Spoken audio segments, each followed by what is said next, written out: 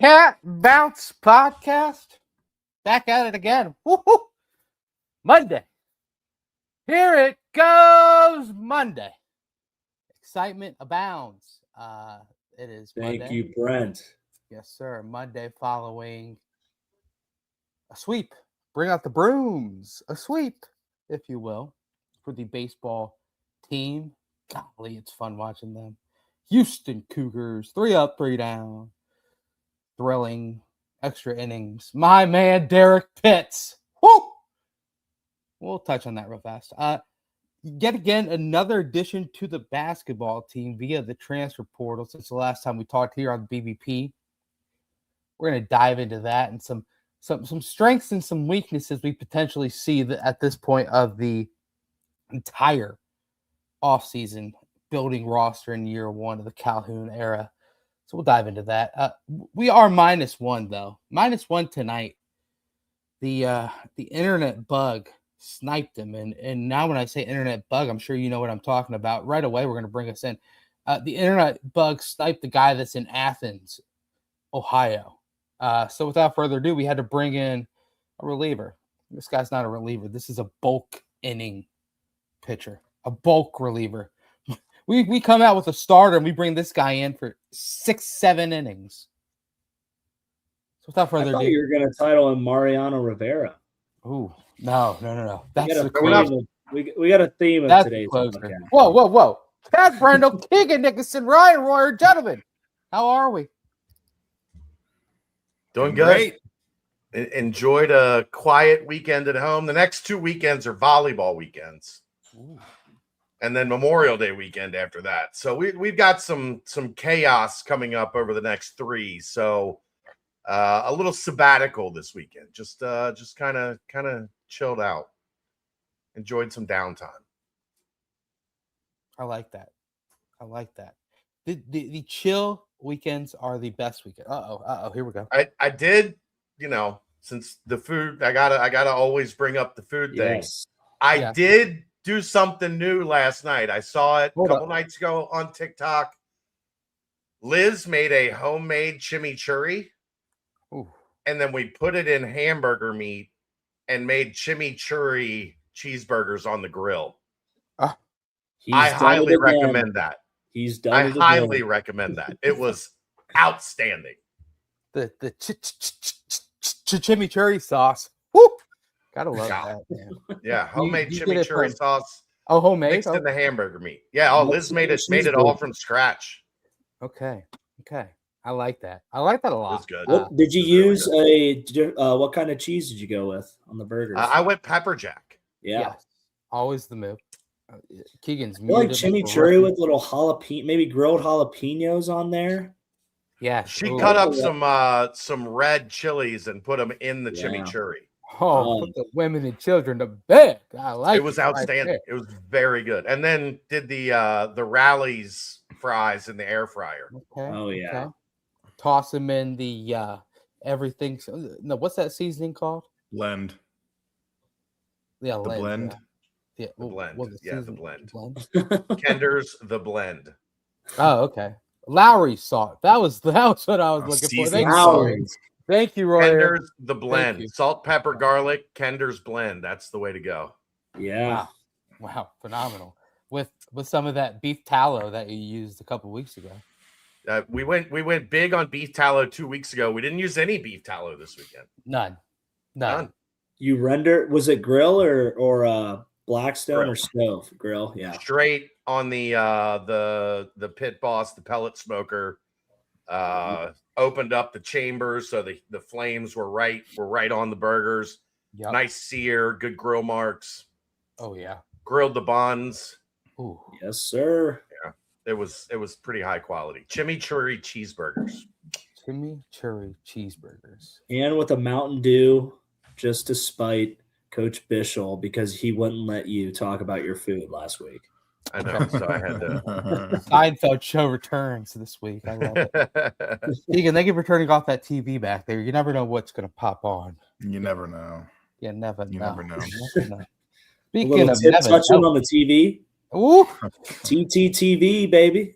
Yeah, I wonder if you can like screen share, like screen mirror from like via this. Like, can my go through this onto that, and I can control his TV behind him? Wouldn't that be nuts? Yeah, that Talking would about be Black Mirror stuff right there. I almost said transcendence. the T word. in the We're BBP. not 10 minutes in yet. All right. Well, yeah. Well, Keegan, welcome on, man. Thanks for joining us. How are we? We're doing great. I had a good weekend. Brother, sister-in-law, and nieces were in town from South Carolina.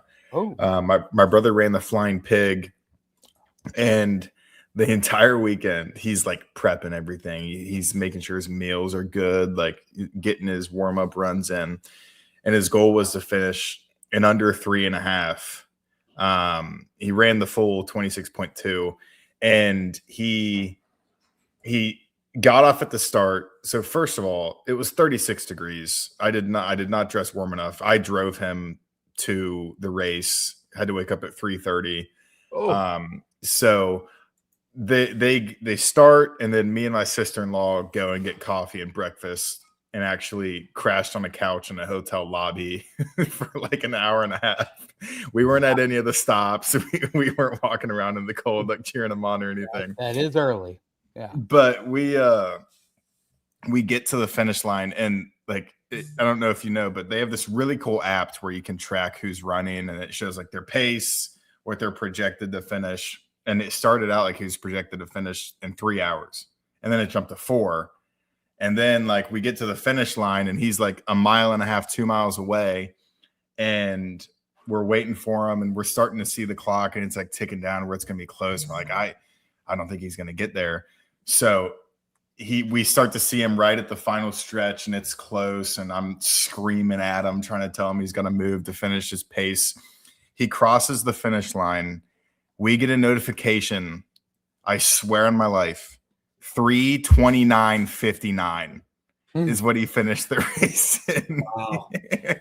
He got his goal by 1 second.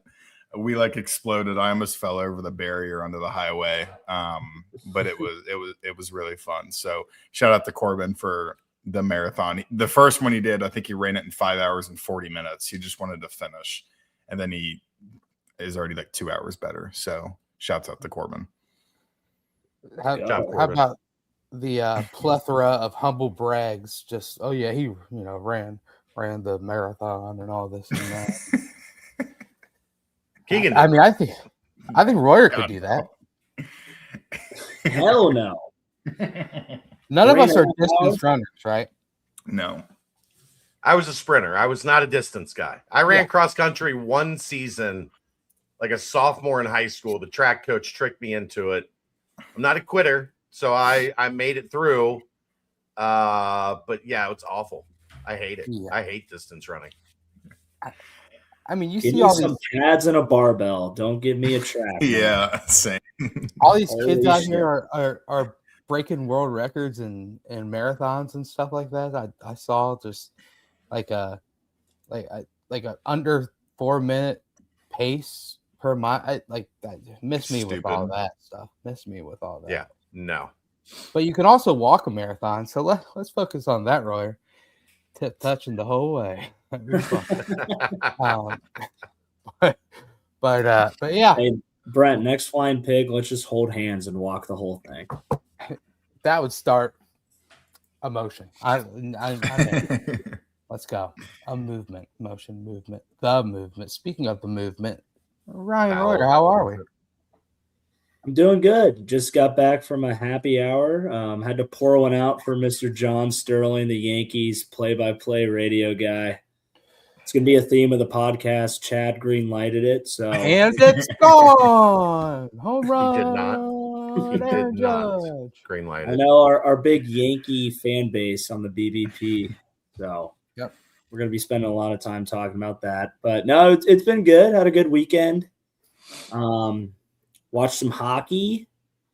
And that's You watched that game last NBA night? basketball. Did you stay up late for that one? This is what I got here. Sabres? Oh, baby. Little Rista. Would you chug a beer out of the The Out of sword. saber? I've done a couple sword chugs in my life. Are those? Did you see? Hey, you know what I also hit? No free ads. Uh-oh. I got melted at the Highmark. I went to Highmark 3 times this weekend. Friday, Saturday, Sunday. Is that where the happy hour was today? No, the happy hour is up at Pins in Mason. They got a whole new little mega Pins mechanical company up there. So Oh, there's one of those downtown Indy. I have. Yeah, I mean it's a nice little establishment. Is that one like 2 stories, multiple games? Yeah, I mean, it's huge. I've been to Penn's. Good spot. Yeah. There's only one other Pins in Cincy. It's the one in OTR. This one's probably twice the size. Okay. I went to OTR. We went downstairs and played some video games. Yeah, they got the good arcade games there. It's a good spot to go get some good beer and play some duck pin, play some arcade games. You know what I drank, Ryan? What? CL? The real CL. The girlfriend's family, that all of them, they call them Chad Lights. You drink so much of them, you're branded now. I'm branded. There you go. Chad Lights. Whenever I come over, that's what I bring. So they've become Chad Lights. Convenient. Have you guys seen this? It's the Rhine guys like is sponsoring this 2-way thing. It's Cincy Light with the Irish whiskey shot. There's I've been to like 3 bars around here where it's $8 to get a Cincy Light in a shot of whiskey. JMO? It's not a bad deal, but it does lead to some poor decisions, I will say. Man, pickleback is the way to go. I mean, we're 12 minutes in on this intro. If you can't tell, it is a May podcast on your hands right now. That is for damn sure. But yeah, Ryan, that is great to hear, man. It's funny that you mentioned. Brent, how are you? Chad Lights. How am I? Yeah, there's 50 people in here. We don't care how Brent is. Let's do it. Fantastic. Kentucky Derby. Shouts. Shouts to Cincy Light Studios as well, the Chad Light Studios, if you will. And shout to Danco Transmission Auto Care. Head over to Danco Joe. We'll get you hooked up. $10 off your next oil change, 10% off your next fixing. Danco Transmission and Auto Care. We love you, Danco Joe. All right, guys. 50 people in the room, and I'm sure they want to talk about John Sterling. The basketball roster that is being assembled. Yeah, because I mean, we kind of mentioned, what are we going to talk about today? Well, the portal is closed, but additions keep happening. Chad, you and Keegan have done a great job on the past couple of nights with kind of breaking down the wings, the guards, different things of that sort. I do want to touch on baseball, but that's going to come after this little basketball segment. And we're riffing with Royer because obviously we have to. And we've got the mailbag later. But we're going to start with the basketball team. Since we last talked on the BVP, the addition of Jaden Hastings was the only one that has been made to the roster, but it's a pretty sizable one.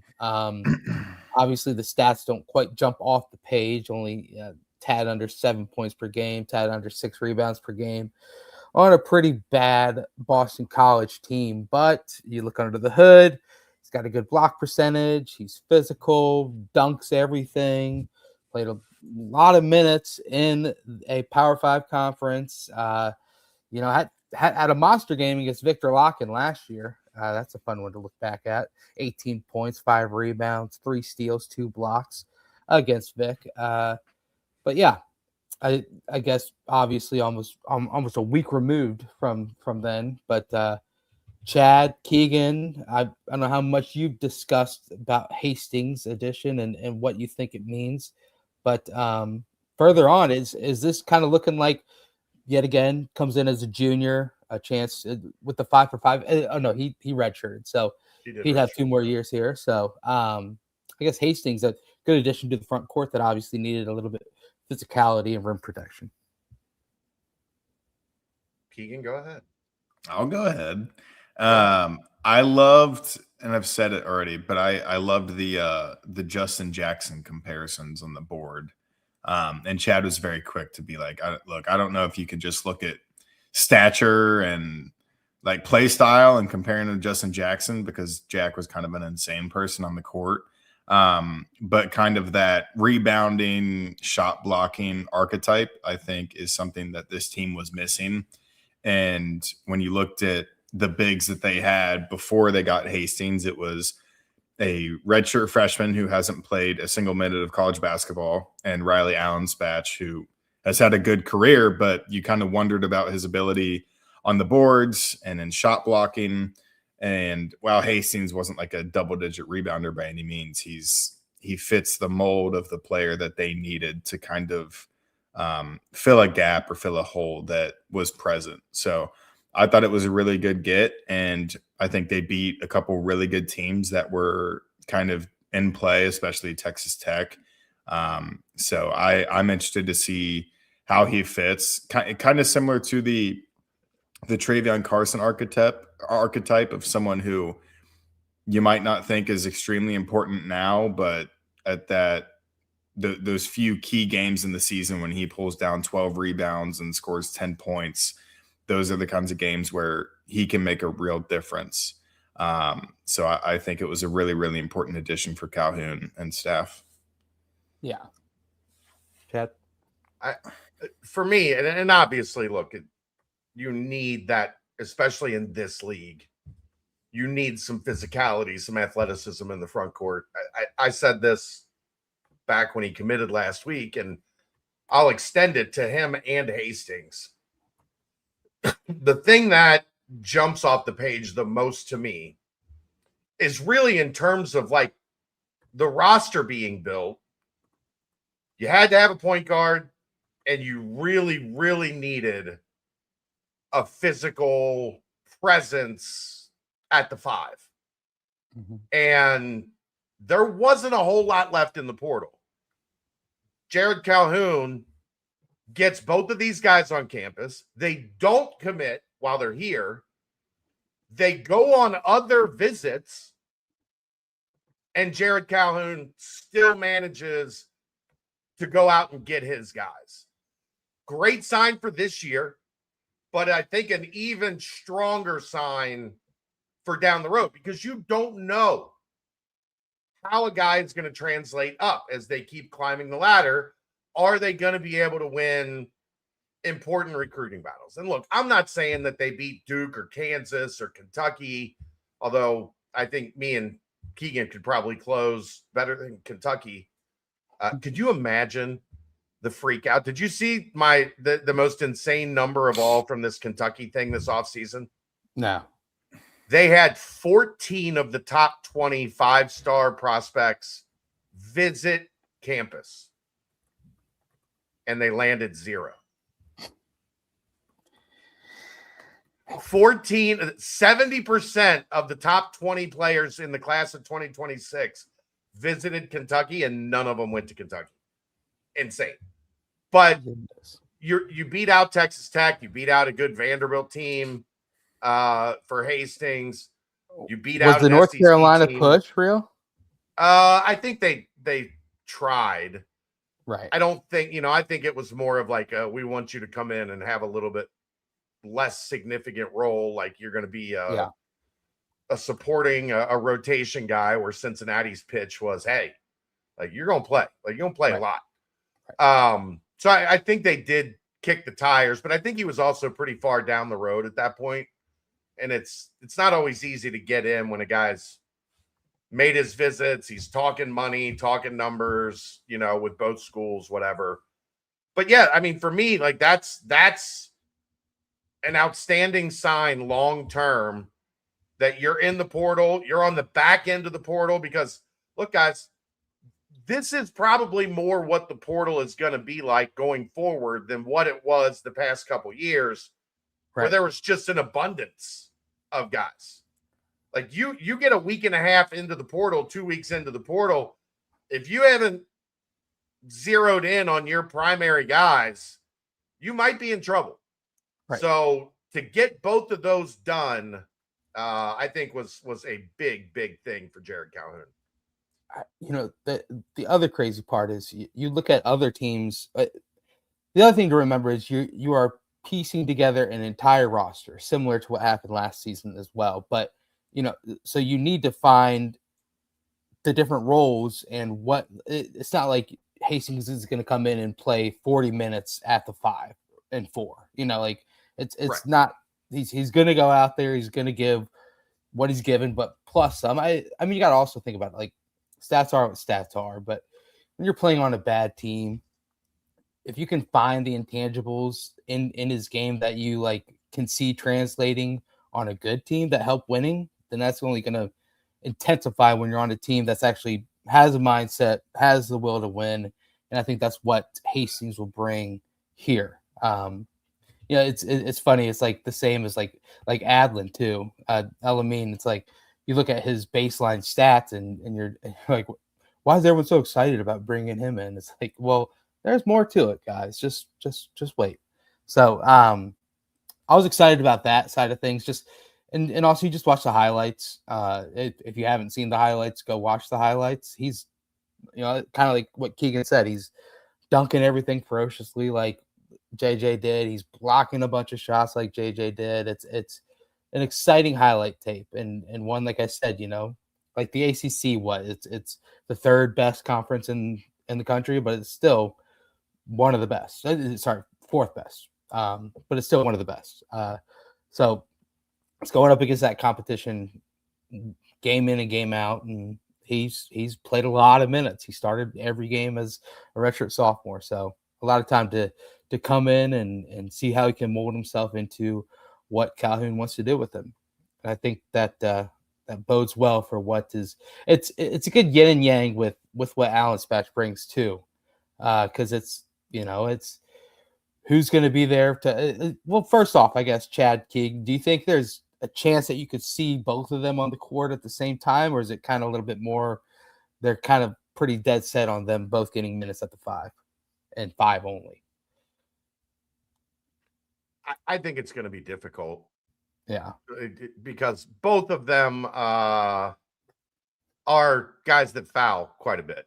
Right. So if you're putting them both on the floor a lot, you're risking, your depth and your ability to perform late in games. And Calhoun has talked about how important the last 4 or 5 minutes are.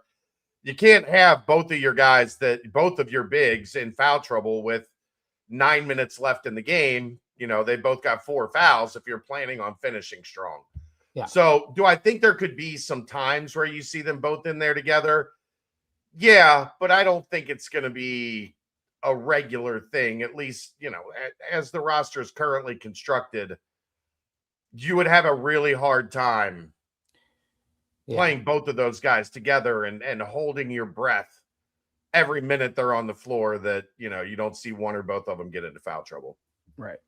And then you have to call on Big Dave to get some minutes if that comes to fruition, but we'll see. That's the wild card. If Aweze's ready to play, maybe you can play him a little bit more together at the 4 and the 5. But if Aweze's a 10-minute a game guy, I don't think you're going to see those two on the floor together much. If he's a 15 to 20-minute a game guy, maybe you do see a little bit more of a bigger lineup at times. And it also would obviously breaking news from my point of view on this, but or any insider info on my side, but there's still multiple positions of roster spots available. I don't know who I else don't think you're going to see anything major. Right. And some sort of a rotational big or rotational guard or whatnot. But yeah, so it's an exciting addition that obviously brings more to it, and that'd be the side of things on that. Thrifty, I got to read that real fast. You don't have to. No, you don't. No, you don't. You can skip I'm over not reading it out loud. Oh, okay. Well, we'll flash it. Well, Keegan, I don't think you overuse archetype. I think Thrifty Hippopotamus is just, being obtuse. Keegan, if I thought you Thrifty Walrus. Thrifty Hippopotamus. And he adds a different H or a different R or a different P every single week. It's it's a fascinating. Thrifty hippopotamus. I think you're a poser. You're an imposter for stealing Thrifty walruses. Where's Thrifty rhinoceros? Ooh, He's gonna get banned. We're gonna get Thrift- rhinoceros coming here Thrifty soon. giraffe. Thrifty You know what? was I'm- sold. If you didn't see that, it was sold on some sort of auction website, like the Thrifty rhinoceros that Ace Ventura came out of the keister of, and Ace Ventura: Pet Detective. When nature calls. Uh-huh. Good call out. Go ahead, Keegan. Let's go. I'm happy for that guy that his day has been that great that he felt inclined to point that out. Yes. Okay. Yes, that's true. That is true. Well, that brings And us. look, don't ever, with all due respect, and then there's never been anybody that's ever said with all due respect and then been respectful with the next thing that they say. Also, when I have to type so many words and say so many words for my job, some of them are going to get overused. Yes. I got your back. I do.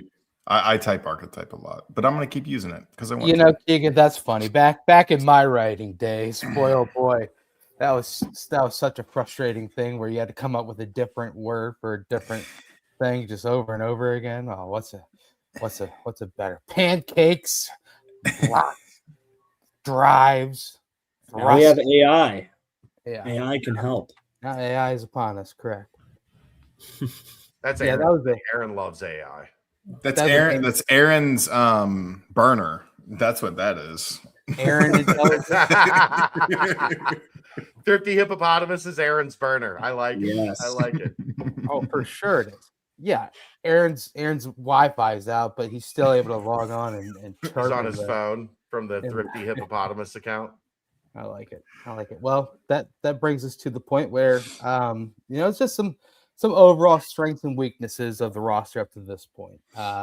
It's pretty much assembled. I think based off of what kind of you're mentioning here, Chad. I just outside of who knows something happening, but up to this point, it seems as if there's a strong inclination that Tylen Riley will most likely be the lead guard, ball in his hand a lot, potential leading scorer, good size throughout, positional size all throughout 1 through 5 and on off the bench. Kind of interchangeable parts, if you will. You kind of mentioned it on your guys' nightcaps, how there's a couple wings that could also potentially play guard, a couple wings that could also potentially slide down as a big man stretch 4. But as far as it goes, just over glaring some strengths and some weaknesses of the roster currently constructed. Let's start strengths because we like to be happy on the BBP. Just some overlying strengths that you see as you look at the first coddled roster put together by Coach Calhoun. Keegan, you got anything? I think the obvious one is free throw conversion rate. That's the number one that you have to look at, the number one that Cincinnati fans want to see. I think the actual ability to get to the line and make them is huge, and it's something that this team hasn't had in a while, obviously. But you start to kind of see that the offense, a big part of it is going to revolve around getting to the line. And Chad's talked about it. And I think it's such a good point of those games when you can't make a shot, the field goal percentage is low, the 3-point percentage is low. Being able to actually get to the line and get so many of those points from the charity strike is such a great quality. And it's something that the last team just didn't have. So if they struggled offensively, they probably lost.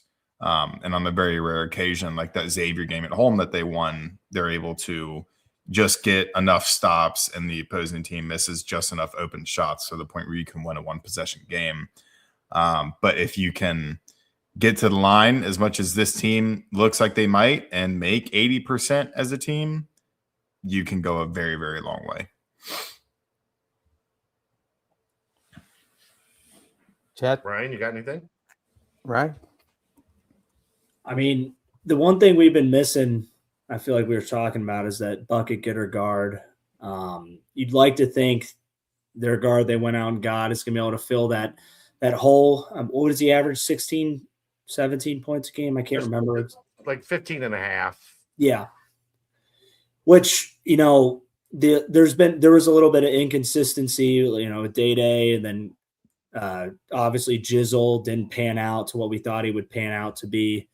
So I have faith in Calhoun. Kind of like you were alluding to earlier, Chad, how these guys, they visited, they didn't commit, but they went and saw other schools. They come back around and they kind of realized that, the stuff that Calhoun was selling them was the real deal. So you'd like to think, maybe we're not going to have obviously a blue blood type of NIL poll, but it's encouraging to see guys with good production, not only commit here, but test the waters out, so could say, and come back and kind of realize what Calhoun is selling is worth investing their time in. So, I mean, it really comes down to me. I have my faith in Jared to be able to deliver the way he's delivered at other programs. And it's hard to give a true read on things, especially nowadays with the portal and roster construction. Your faith really comes down to the guy who's manning the helm. And I don't think Jared Calhoun's the type of coach that needs a all-star roster to be able to produce. Look what he's done at Utah State. And he's brought over some guys from Utah State as well that you can only imagine that he's very confident in delivering at this level under his offense. So we really just got to see. We got to see what comes out of it. And I have all the faith in the world in him to be able to deliver.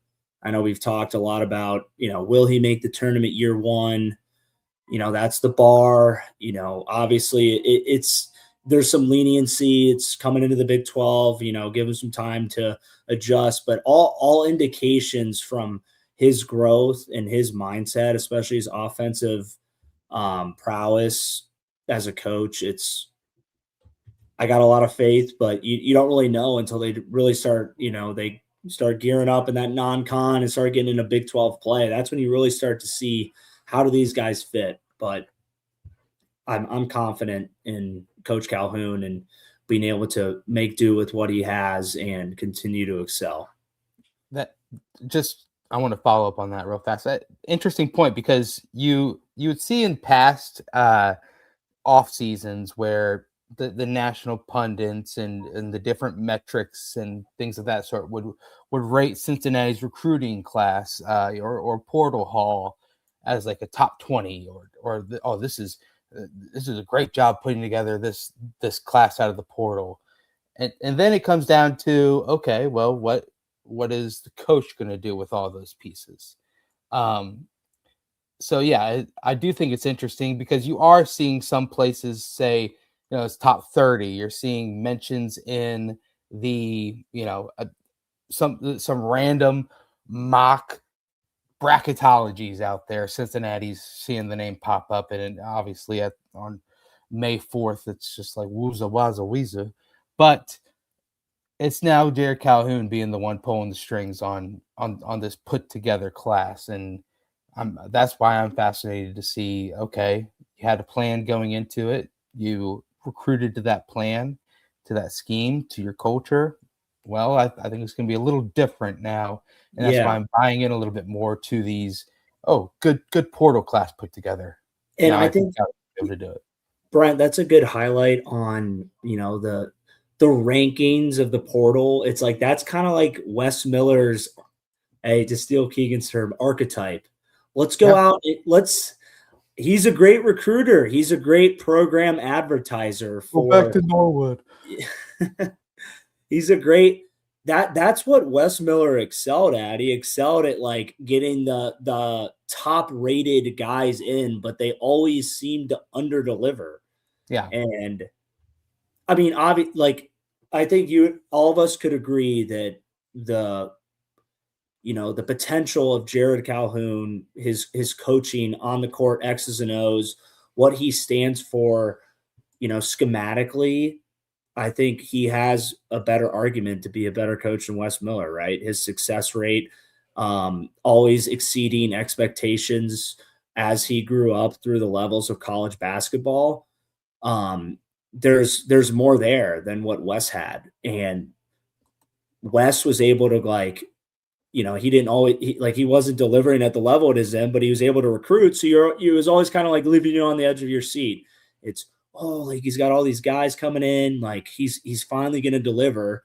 And now you have Coach Calhoun, where he delivers with whatever he gets, and it's kind of it's a refreshing in a way of, all right, well, he might be like 10 ranking 10 standings behind Wes in the terms of portal grabs, but you have more confidence in his ability to put out wins than just put out recruiting rankings. So obviously it'd be different if we were 80th in the country in the portal. That might be a little bit more alarming, but 20 versus 30 with a coach that always seems to deliver, and that's kind of his scheme of just being able to create offense with less. And now he has the most he's ever had, and let's lean on this guy and see the product on the court.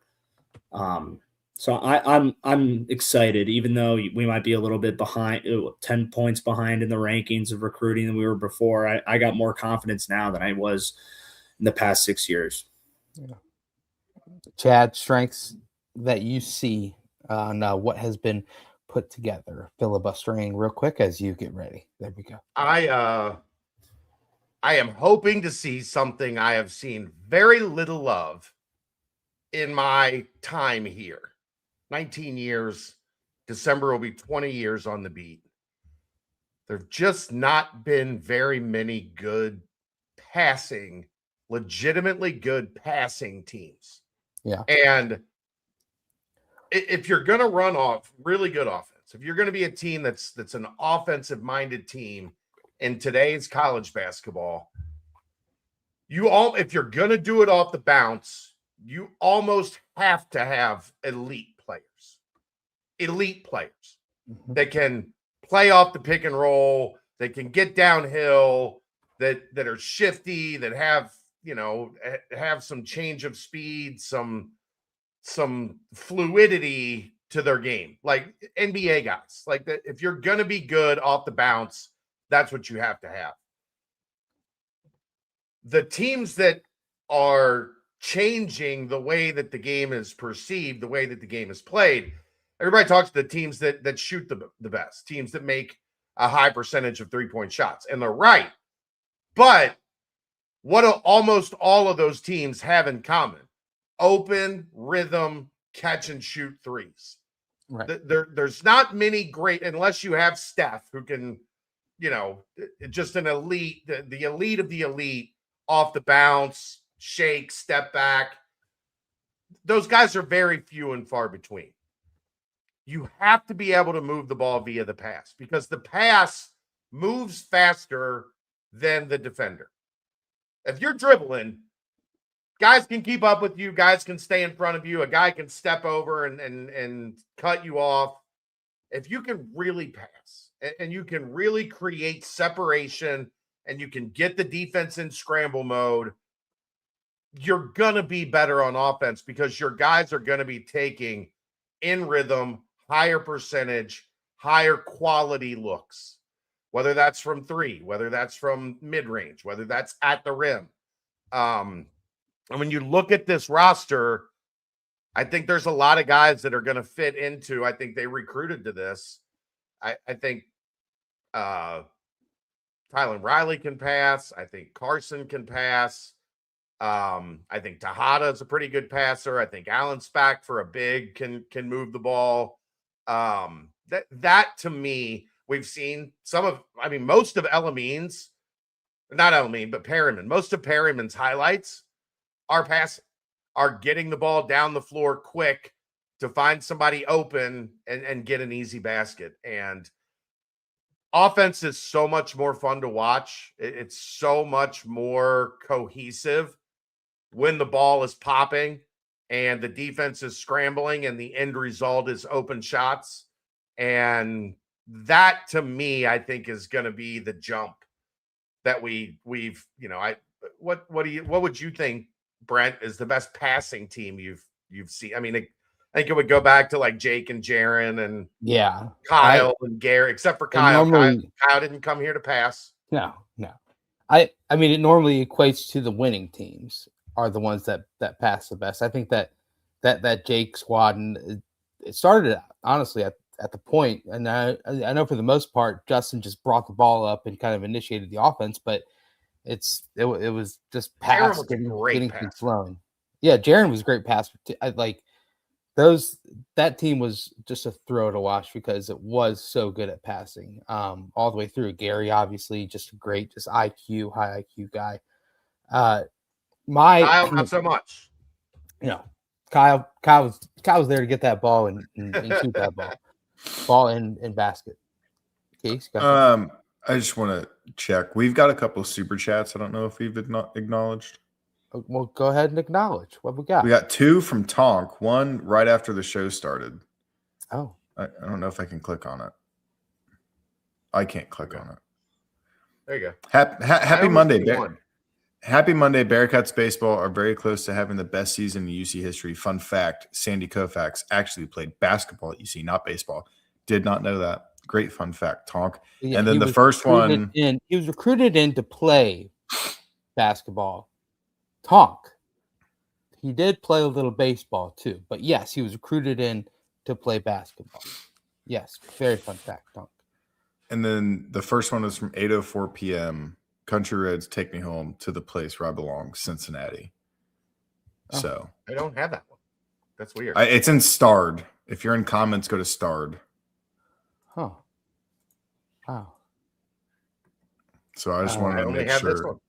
Oh, well, he has. No, I do see it in Starred. Is that a that must be from? Oh, that's from last past episode. Yeah, that's from a past episode. Oh, okay. Because you see the ones that followed it was Coach Bishel, and so that was in lieu and talk of our win against West Virginia, our 2 out of 3 wins against West Virginia. So yes, shouts. Thank you, Tom. Yes, but yeah. One thing that I see on top of the passing and everything, and Chad, it's cool you alluded to that. Because I thought it was interesting what Coach Calhoun had to say about who was considered probably one of the better scorers coming in, just pure scorers. What Calhoun said about Tyler Tejada was that when you think about Tyler, you think about versatility in a guy who can play multiple positions. Tyler played for a very good defensive-minded coach in Pat Scarry, so there's a toughness level that he will bring, but I love his versatility to play a lot of different positions. And then, of course, Corey Evans, same thing about Tejada, is that Tyler is new age shot maker, shot creator with size. He nearly tripled his assist percentage last season, remains a scoring threat from all 3 levels, continued to remain super proficient at the foul line. So when you look at Tyler Tejada on the outside, you just think, okay, he's high usage, high shot volume.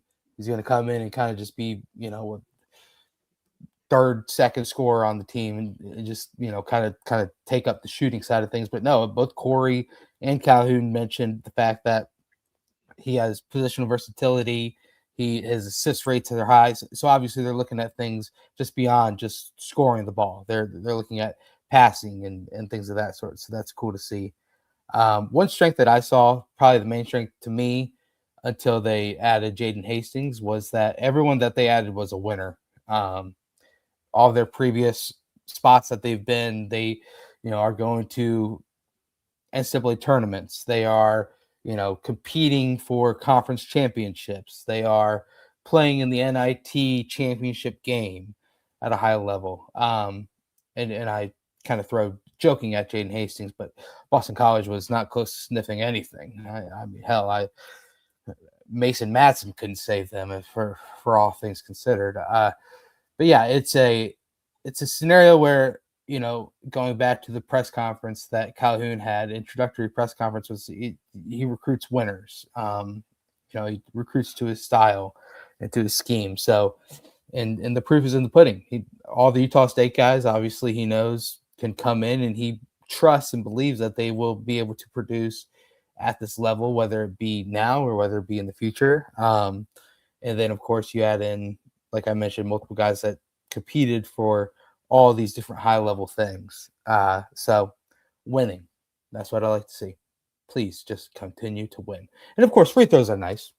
They all have a high free throw percentage, other than Hastings, of course. But, he brings a lot of things under the hood. Sadly, we did have to talk real quick about negatives or weaknesses that we potentially see out of this currently formed roster. We don't have to spend a lot of time on this because we're not a negative podcast. We're not pessimistic, and we like to be happy. But we can still talk realistically about what we see. You're not going to build a perfect roster. No. You're not going to. They don't have the money to go out and solve every problem. There are going to be some things that they're going to have to overcome. Yeah. That's part of how this works. Agreed. Well, quick aside, thoughts on the Sean Miller quote that was kind of making some stirs.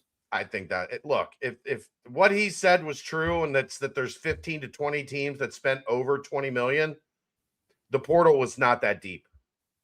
Like if there's a bunch of teams that spent that much money, there's a bunch of guys that are getting paid above what should be their market value. More power to them. You're worth what somebody will pay you, but I can't imagine there's that many teams, given the way that this portal played out, that spent that much money. Yeah. The math doesn't math there for me. I agree. All right. Weaknesses. Take it away, Chad. I mean, I think the obvious number one is going to be defensive rebounding. I think that's going to be an area, and it's going to depend, if they do play a lot of the matchup zone, then it gets maybe even a little bit worse. It does not look like something that is nearly as much of a focus as some other things. Again, you're not going to be able to be great at everything. If you look at some of Calhoun's past stops, defensive rebounding has been kind of middle of the road. That concerns me, and defense as a whole. I mean, you're taking quite the step up from where they were to where they're at. Does the 25, I don't know what they call it, the matchup zone, does it work at the Big 12 level? How much can you use it? How much is it maybe a change of pace? Is it your primary? Like, I think those two things, defense and defensive rebounding, that kind of go hand in hand, for me, are the biggest unknowns going into this. Keegan? I think the biggest thing that points out to me is, I could be wrong, maybe the absence of just a knockdown 3-point shooter.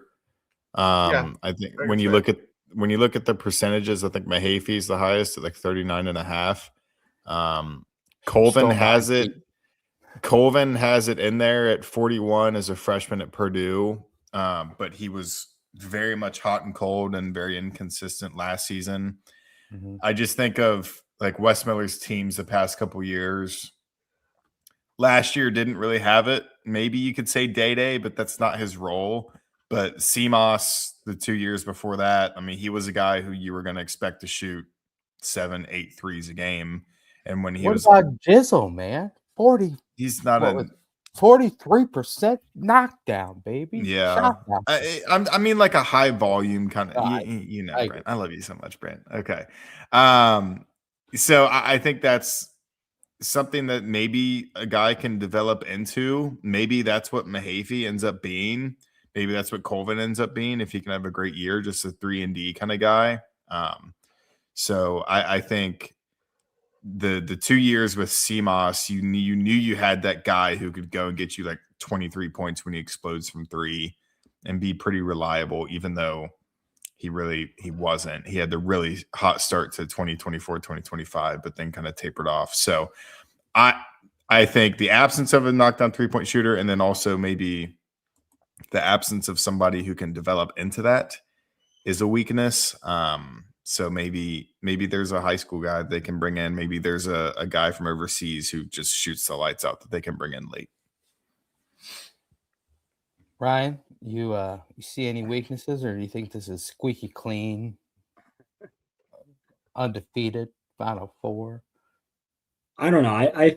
I feel like Keegan, what he was alluding to, has some warranty to it, but it's just hard, because there's plenty of times with Wes Miller we thought like guys they brought in, they're gonna be the perfect fit, and then you have a guy like Baba Miller who kind of turned into like one of the best players in the league when he was a late grab. So it's like it's hard to really give a confident opinion on portal guys in fits and roster building. So I don't know. I'm defaulting to the guys are going to find their way into their roles. The way Jared Calhoun offense is run. That's what my confidence really lies on. I think guys guys tend to overperform into their roles with Jared Calhoun. So I think you're going to have your 2 or 3 like point scorers kind of establish themselves and kind of get. It's hard to tell who's going to be what. But my confidence is kind of resting on the head coach and getting his players in the best way to perform. I've got a kind of a weird aspect on I don't know if it's necessarily a weakness, but you look at the hope that Tylen Riley is that bucket getter, come in, he's going to be the guy who's going to provide what we haven't had, kind of like that top 100 star potential. It sounds like that would be an amazing thing to have happen, but he's only had 1 full year of starting in college basketball, and that was at the American level for Tulsa. He started at the end of his career at Cal Baptist, the final like 10 games of that sophomore season, kind of took off then. And yes, I love him. I think he's going to potentially become that go-to guy for the Bearcats next year. And then you have Tejada, who's, had like 20 plus point scoring games, but he did it at a low major. And with high usage and a terrible offense around him. You have Miles Colvin, who had some really good games, but also extremely inconsistent. Riley Allen's patch he's had some good games as well, but I guess the bona fide scorer type thing is, are we putting all the eggs in the basket that Riley's going to be that guy? Is it going to be a sum of all parts scenario? I think that's kind of the thing that I'm looking at, because it's not like they brought in a 20-point per game guy who, it's just, those are crazy to find these days, but they have a lot of different guys who scored at a higher level for lower major teams, other than Colvin, who had a handful of 20 plus 30-point games. So who's going to be the one that kind of takes over? Is it going to be Riley like all of us hope? I think it might be, but like Keegan said, kind of the lack of a consistent knockdown 3-point shooter, at least one that we don't know quite yet who might roll into that. Although I think Calhoun's had different thoughts on 3-point shooting and volume and whatnot on that front. So maybe that's a different approach there. But who's going to be that main guy if Riley doesn't fully take over? Although I do think he will. So I will say this. I don't think there was anybody that covered Utah State that was in that orbit that had an inkling that MJ Collins was going to be the stud at this point in time last year.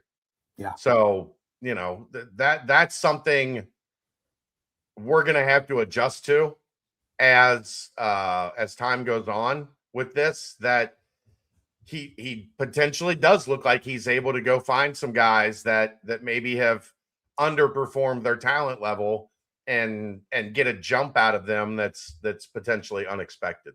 Can tap that untapped.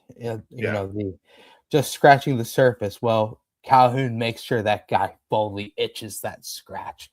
I like that. That was good, Chad. Anything else on this, guys? I think obviously it's looking like some developmental players. Chad, I did like how you mentioned the fact that Calhoun mentioned it on Coffee with Cunningham, how he's kind of hit on every single player that they brought in that they've wanted, which is except for one, I think is what he said. But that's just, a testament to him focusing on what he wants, targeting it, and then being able to lock it down, even if they go make visits elsewhere. So future is bright, very bright. I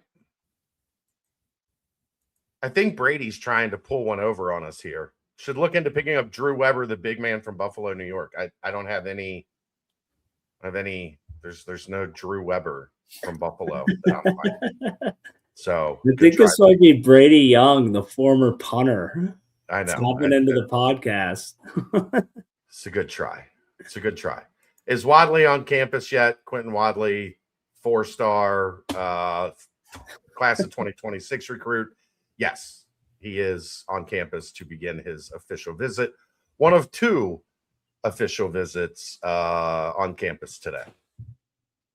They're working out that filling out the roster with some high school guys. There we go.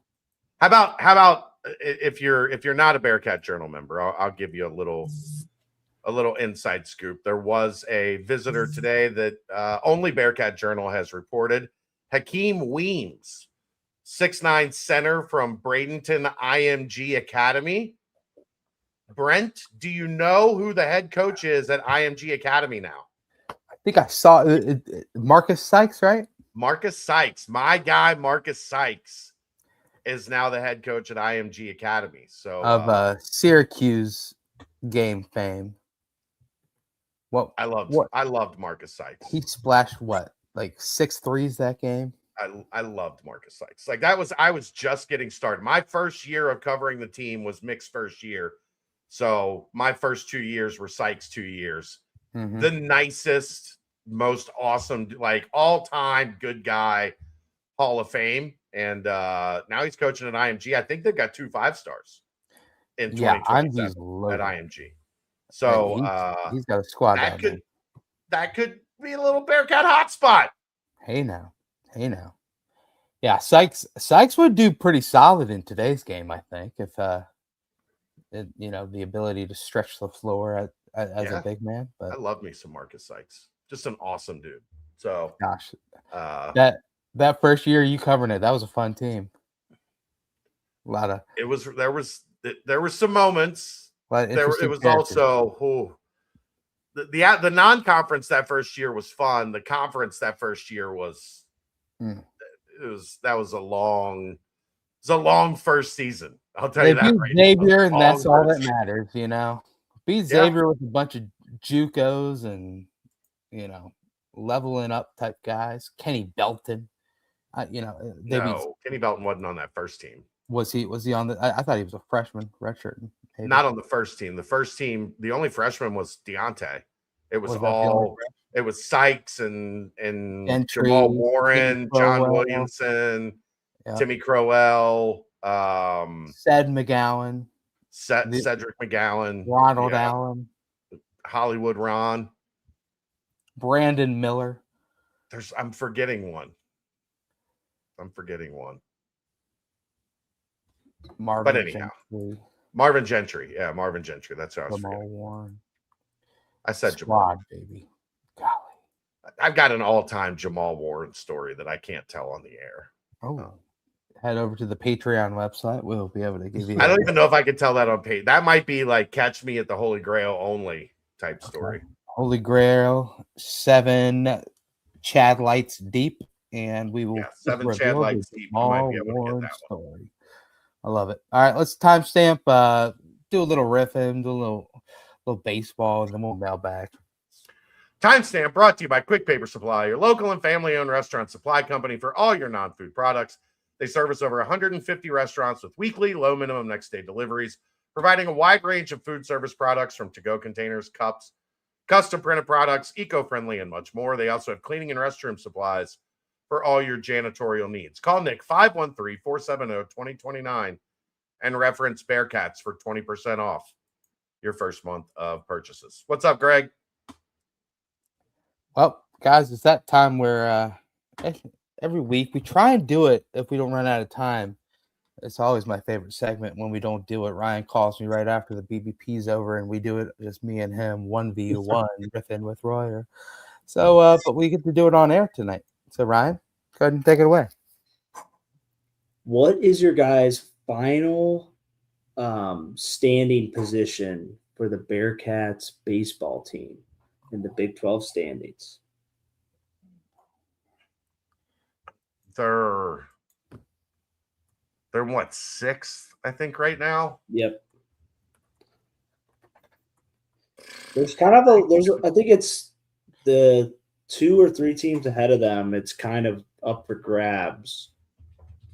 Not a lot of games in between. Last time I checked. Let's see. I'm looking at it. But Oklahoma State just swept. Was it Kansas State? Can't remember. Those daggone Jayhawks. So Cincinnati's 13-11, Oklahoma State 14-10, UCF 15-9. They've been on the struggle bus a little bit lately. West Virginia and Arizona State at 16-8. Kansas, they ain't catching Kansas, 20-4. I'll go. They've been playing well. I'll go. They get up to 4th. How about that? Yeah, I think that's fair. I'll say 5th. The crazy thing, if they can get a 2 seed in a regional, that would be awesome.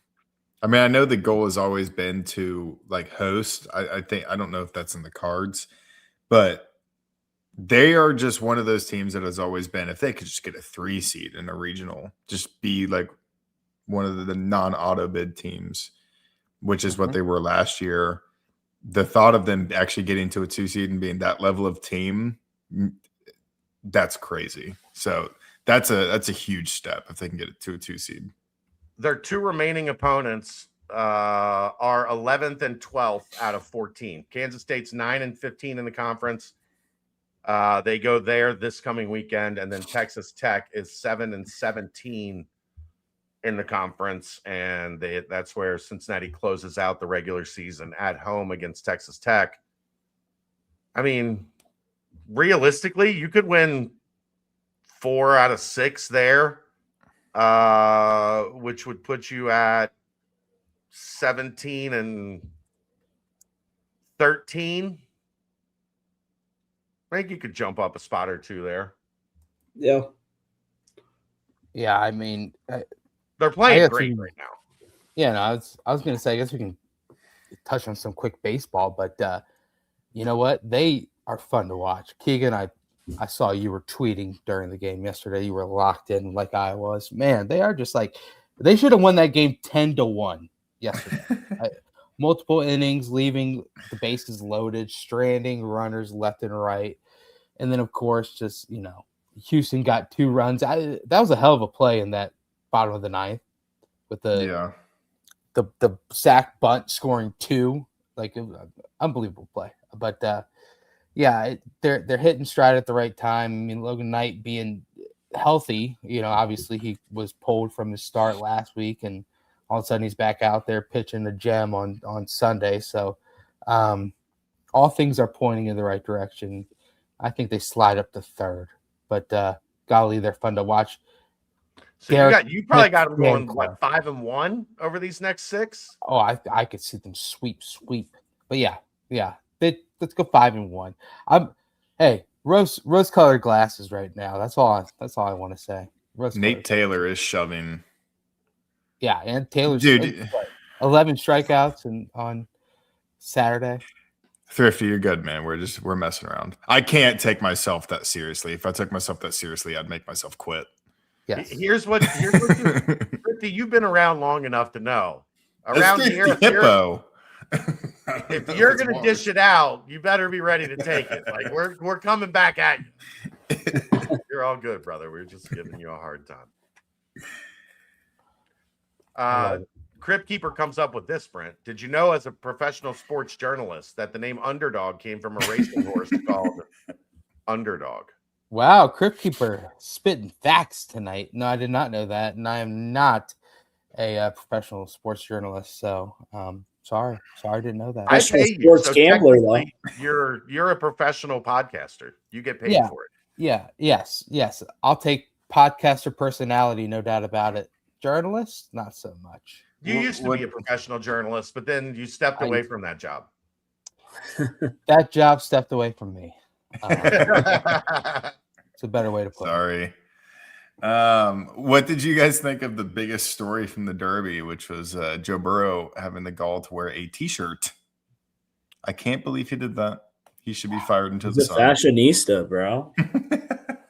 Yeah, That T-shirt probably cost more than my mortgage. People are dogging left and right.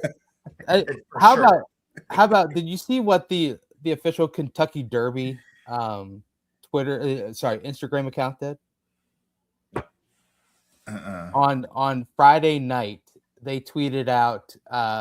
It said, "Congratulations to what's his name? Yeah, Jose Ruiz or whatever. To Jose Ortiz for winning the 2026 Kentucky Derby."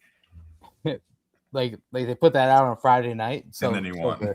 The script was leaked, but it's just because he won the Kentucky Oaks the night before, and they accidentally said Derby instead of Oaks, so their slip up. But yeah, boy, that was a damn great finish. I cried a little bit just because it was exciting. You know, emotional moments like that. I was like, God damn it, sports, bring it out of me all the time. Yeah. Love you. But yeah. All right, next riffing subject. So Brendan Sorsby, 2,800 yards, 27 touchdowns, 5 interceptions. If all goes as currently scoped out with JC French leading the Bearcats, what do you think his numbers are in comparison? Yards, 27 passing touchdowns. Passing yards, passing touchdowns, interceptions. 2,400 yards, 22 touchdowns, 8 interceptions. I think that's a pretty good year. Yeah. 2,300, 20, and 5 interceptions. He took care of the ball pretty well. I mean, we don't know if that's because Cincinnati doesn't know how to get an interception still. Well, he also just doesn't take a lot of risks with the football, I feel like. So, yeah. It will be fascinating to see what the game plan is as far as are they just going to be running the damn football a bunch? Like, did you guys get a pulse at all on that from spring, where it's going to be like a 65-35 type thing, or is it, I mean, hell of an offensive line, you bring a bunch of good running backs into the fold? What I don't know. A lot of that depends on the defense, Brent. Like, yeah, true. If the defense can't stop anybody, they're going to have to keep throwing the ball. Yeah, that's true. Yeah. Sorry, I kind of botched the question you were asking. Are you asking for JC French's stat line? Yes. Yeah, I gave Sorsby's comparison from last season, and then to maybe give you a little reference. Okay. Well, joking aside, I mean, how much of that was like prop bets? Like, you can't have more than this amount of touchdowns throughout the year. You know, he probably could have thrown for like 37 touchdowns, but his over under was 28.5, and so either way, I'm kind of with Keegan a little bit on the lighter side of things, less risk averse. It sounds like he's good at not taking the gambles down the field when they're not there. I mean, I'm just basing it off of hearsay and a little bit of tape from, Georgia Southern. So I'd say interceptions around that like 6-7 number. I hate you so much. But touchdowns probably like I mean, who's going to be the big touchdown grabbers? Cyrus Allen just graduated, so JV Gibson. JV. Grip keeper. I will say this about the Liberty Bowl. That was it was awful. Thank God that awful. Thank God that one thing happened during the game, or that would have been the most boring game ever. Do you know what I'm talking about? That was like one of the worst games I've watched. We're talking about like the paint coming off the field and onto the jerseys. No. The breaking news that happened right before was not coming back for next season during right around during the game. Yeah. And spent the rest of the game working on that story because the game, I mean, it was you couldn't I tried like 5 times to go down on the field and get pictures from the game, and it was just disgusting all the way. Like there was like 3 minutes left in the game and the rain finally stopped. I mean, it was so bad, horrible. And then we had I borderline think a married couple screaming at each other in front of us, keeping stats, and I had to leave the press box. Keegan left. What, like they were fighting?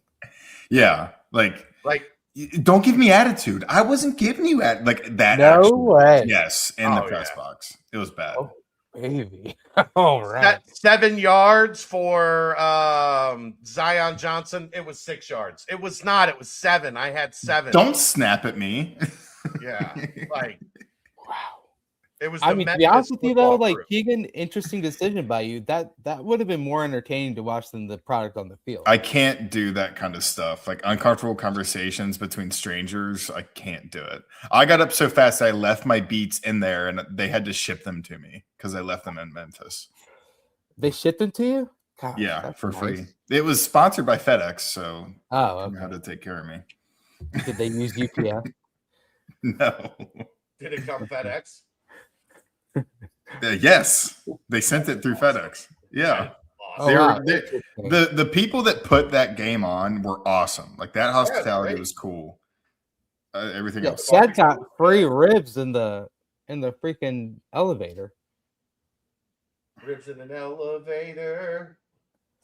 But yeah, I tell you what though, that game was. See the look on everybody's face when I walked back in with just a giant full slab of ribs off of the elevator. Yet again, another scenario that was probably more entertaining to see than the product on the field. Yeah. I just felt bad because it's like, oh, Brady Lichtenberg finally gets his chance in his last collegiate game. Oh, let's just have a monsoon where you can't throw the ball. But it is what it is. All right, Royer, what you got? I think it's time for the tip, touch, and topic of the Riffing with Royer package. Triple T. Find it. Oh my gosh. Find me, bro. Find me. There I am. Find me might be one of the most disturbing. Find me, bro, is just out of control. You're both fired, bro. Find me, bro. Find me. Hey, you found me. Notice me, senpai. Notice me. Oh, that even makes me kind of queasy. I didn't think it was that out of bounds, but okay, it was pretty bad. I guess. It's pretty bad. Yeah. All right. Anyway, bro, do you remember when you called me last week? I'll never forget. You were like, dude, you want to go to Churchill Downs this Saturday? I was like, what? To the Derby? You were like, yeah, man. I heard that infield is popping and it's a fun time and it's a blast. And you run on top of the porta potties and people throw beer cans at you. And I said, dude, I'm kind of down. No, that's not Kentucky Derby, is it? Is that the Belmont? No, it's Kentucky Derby. It's Derby. But then I said, Ryan, are you serious? I'll buy my flight right now. And you said, bro, I'm just kidding. I'm not doing that. And I said, oh, damn, bro. Damn. I said, well, hey, do you want to go to the Indy 500 then? You said, like, yeah, you're in. You, me, Alec Pierce going to tear down the Indy 500 together. And then I was like, yo, what's like your favorite sporting event to attend if the sole intention is to having a good time. Just No, I was right. pure By fun the way. debauchery. Is it both? The Preakness. It's the Preakness. So The you were running wrong. of the urinals is the Preakness. You said I the knew it bell. wasn't the Kentucky Derby. Are you The sure? Preakness. AI Oh, yeah, would not lie. it is Preakness. It is Preakness. Well, you know what? Either way. Well, then you could say Preakness then. Okay, as sorry. your- That your was favorite bothering one. me. What was the question again? But see, look, AI says running on porta potties refers to a dangerous alcohol-fueled tradition often associated with Kentucky Derby and historically the Preakness infield. So I guess it's associated, but also I don't know. Either While way. famously a Preakness tradition, a similar smaller incident occurred in the Kentucky Derby infield in 2018. Okay. It happens every year at the Preakness. Right. So What was the question? a sporting event that you would most like to attend if the sole intention is to have a good time, whether it be going to the infield at the Kentucky Derby, going to the 17th, is it the 17th hole or the 16th hole at the Waste Management, going to infield whole thing at the Indy 500. How may you? What do you do? Oh, 999 at a baseball game. I mean, come on. What's the pick if you had to pick one? I'd love to see Keegan try the 999. Oh, it would be bad. It would be really, really bad. I think Royer could do it. Yeah, Roy's a tank. The hot dogs would destroy me. 9 hot dogs is a fucking lot of hot dogs That's- over 3 hours. Yeah. That'd be tough. I think I could do the beer. Just the hot dogs would be atrocious. Well, the thing is, Royer and I would add a nine bets each inning as well. Right, Ryan? 9 bets and then 9. What is it? The La Rosa's pizza wrapped in the Skyline Coney. That's the heard it's real good. 9 on 9. 9 innings, 9 bets, 9 Sky Roses. Sky Sky Roses. Roses. There it is. And then 9 of the big, the 24-ounce beers, not the 9. Some Oh, people they knock do out that. the 9 bets in less, 2 batters. Not 3 batters. 9 hours in a jail cell. Add that into it as well. Yeah. Okay, so are we going full sporting events or particular sports alone? Either or. This is the fun Okay. on the BBP. Home run derby when you have a hometown guy hitting. That Todd Frazier derby I went to, I will never go to a cooler sporting event in my entire life. Electricity. Yes. So I will say home run derby. Okay. I like it. My answer is always going to be Indy 500. If you guys haven't been, it is just unbelievable. And it's so funny because I went from, camping out in the Coke lot, doing all the debauchery out there, going in, spending the entire time inside of the infield. They named a going whole to the lot after snake cocaine. pit. What's that? Nothing. Going to the snake pit, not even knowing that a race is going on around me. And then all of a sudden it's like, oh, it's time to leave. Helio Castroneves wins the Indy 500. And then just getting back on the party bus and somehow making it home. So all the way to now sitting in a good seat, watching the whole thing from the seat and still having a blast the entire time. So my answer for this scenario will always be the Indy 500. Although I do want to go to the Waste Management at some point. I haven't done that yet. I mean, I'm a Kentucky boy, so Kentucky Derby has a special place. I've done it. I couldn't really tell you much about the day. That's how much fun we had. That's still on my bucket list, Chad. I've never Early been to the Derby. 20s, like we were foobarred, to borrow a phrase from that generation. You know what foobar is, Keegan? Effed up beyond recognition. FUBAR. Beyond all recognition. I love that. That's a good one. That's one that we used back in the 90s, Ryan. Yeah. I'm Foobarred. gonna hear that one. Are you going to bring foobarred back? That's great. I like it. Fucked up beyond all recognition. Yeah, that's how we were that day. That was one of those, like, woke up in the morning and my best friend was like, Derby. Let's go. All right, we're going to Derby. This is the same guy that's like, California, let's go. And 2 weeks later, I lived in California. Those are the best kind of friends.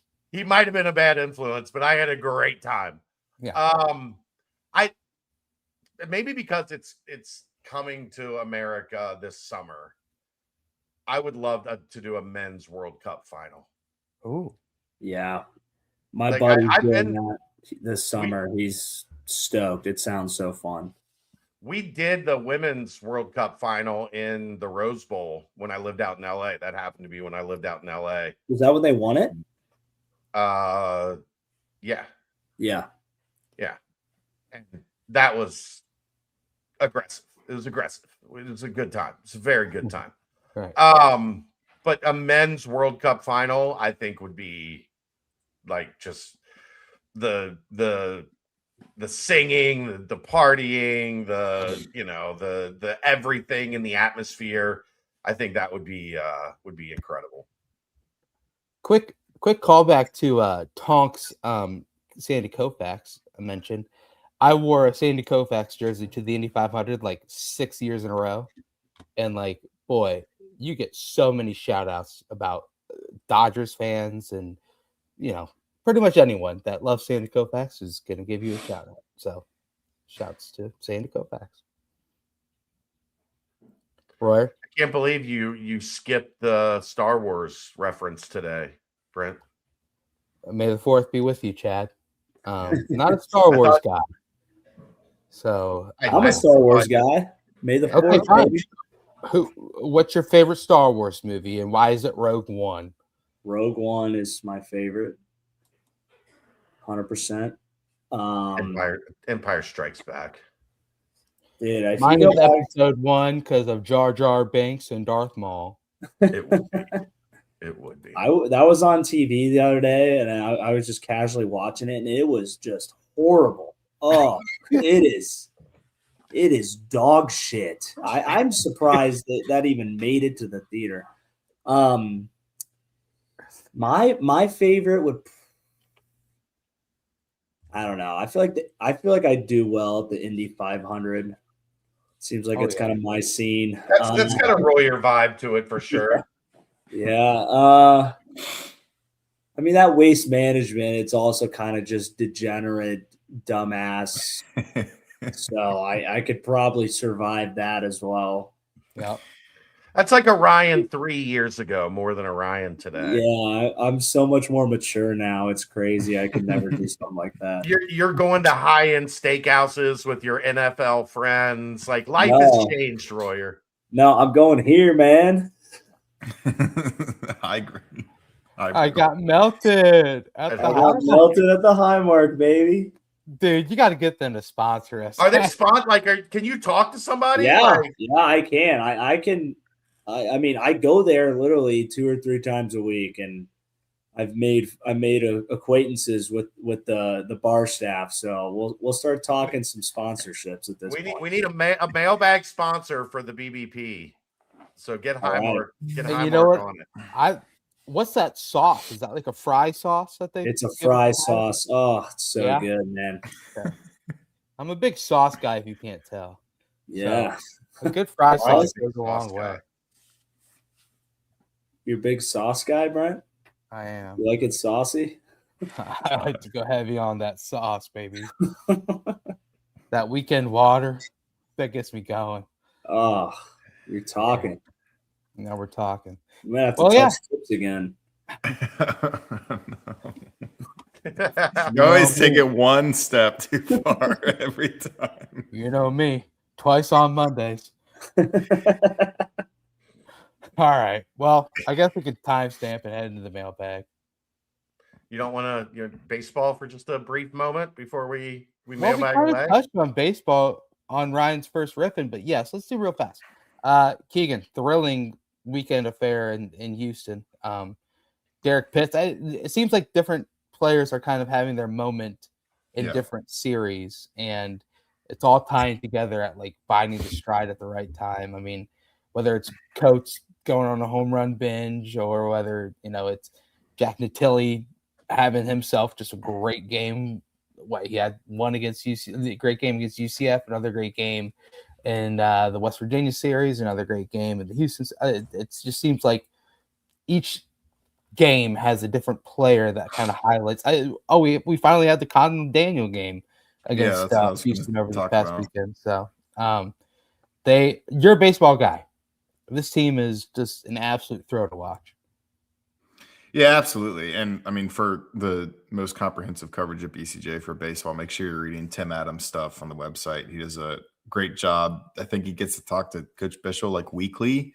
So that's a lot of great stuff from him. But yeah, it's over the past, I feel like 2.5 weeks, it's been one guy on UC just taking over the game. And it's been Jack Tilly, Conlon Daniel did it. And then you saw Derek Pitts do it against Houston, which I think the ability to win such a close game like that in a game that you didn't necessarily need, but it's just a cherry on top to go on the road and get a sweep was huge. And then also maybe the hottest player of the past couple of weeks is Nate Taylor. I think all of his starts, he's gone deep. Strikeout numbers are up, and you're starting to see kind of him trending towards being a rather high draft pick in the top 3 rounds, possibly when the draft comes around this summer. So I think having him as your bona fide ace, and then having the bullpen, which has been kind of inconsistent this season, but is definitely deeper, that's going to set you up for possible success in the NCAA tournament wherever they go. So it's a really, really fun team to watch. They've made the SportsCenter top 10 for outfield plays like 5 times this year. So the defense is up to par. And also, I thought this was funny. But Conlon Daniel, after that game, when he went like 4 for 4 with that crazy catch, he went back and found some guy that said that he sucks on Twitter and like retweeted him. He just like threw shade. I thought that was so funny because he just searched his name one time and saw that. He's like, I got to prove this guy wrong. When I go off, I'm going back to find this tweet, and he did it. So shout out to he had it Daniel. bookmarked for sure. Sure, had that bookmarked. Well, Chad, anything more in baseball? No, I mean we'll see if this game happens tomorrow. I don't know. I know there's supposed to be some rain in the vicinity. If I'm Cincinnati, I'm trying not to catch a midweek sleeper loss to Old Dominion. Right. So we'll see if they play tomorrow. I might be let's get to Manhattan for the 3 games this weekend and get the hell out of Kansas type. Get the hell out of the Plains states. Also, Connor Blue shoved against Houston. Yeah. 7 batters and 16 pitches is insanity. 16 pitches is good for an inning, and he retired 7 batters on 16 pitches. That's crazy. So shout out to Connor Blue. You ever caught a perfect inning, Keegan? 3 batters, Yes. 9 strikes. Yeah. Immaculate inning. It's very satisfying. Inning, whatever it is. Especially when you end it on a outside corner fastball and you just get to run back to the dugout before the ump even makes the call. That's a great feeling. Speaking of Keegan, and this is not a bash officials or umps, but golly, were some of those strikes and balls in the extra innings pretty damn frustrating. Yeah, college umps are not the best. They would be in the MLB if they were. That strike 3 on the Tilly was just like no freaking chance.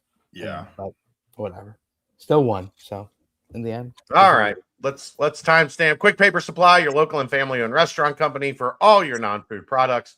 They provide mostly disposable restaurant supplies, to-go containers, cups, pizza boxes, to-go bags, can liners, napkins. They've been open since 2009 and are one of the largest minority-owned companies in the city. All you got to do is call Nick, 513-470-2029, and reference Bearcats for 20% off your first month of purchases.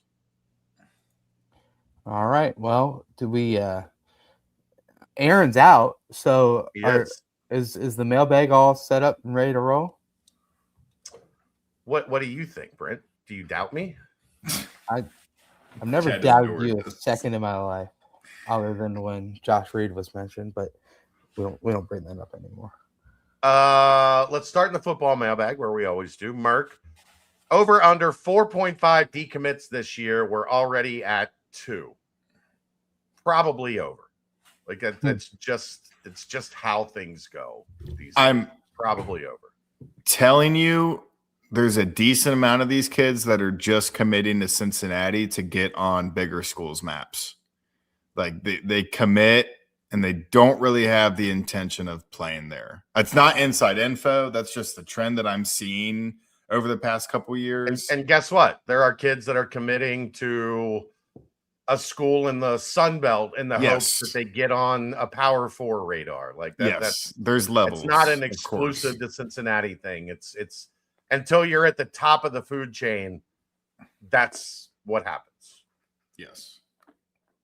Also, not every decommit is bad on UC. Some of them are the other way around. Yeah. Some of them are told to find other pastures. Yeah. This one is for Keegan. If a QB's bookie asked him to score fewer points without creating suspicion, should he 1, throw picks, 2, fumble, or 3, avoid throwing to his dynamic tight end in hopes the fans will chalk it up to bad play calling?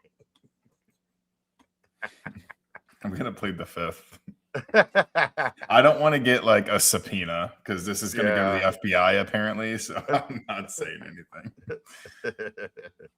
I just thought that would be fun. That wraps up the football portion of the mailbag. So we move on to the basketball portion of the mailbag. Out of all the teams, this one's a good one. Out of all the teams in the Big 12 Conference for basketball only, if you had to put one program on the trading block in order to bring in a new team, which team would you choose to move on from? Which team would you bring in to replace them, and why? Okay.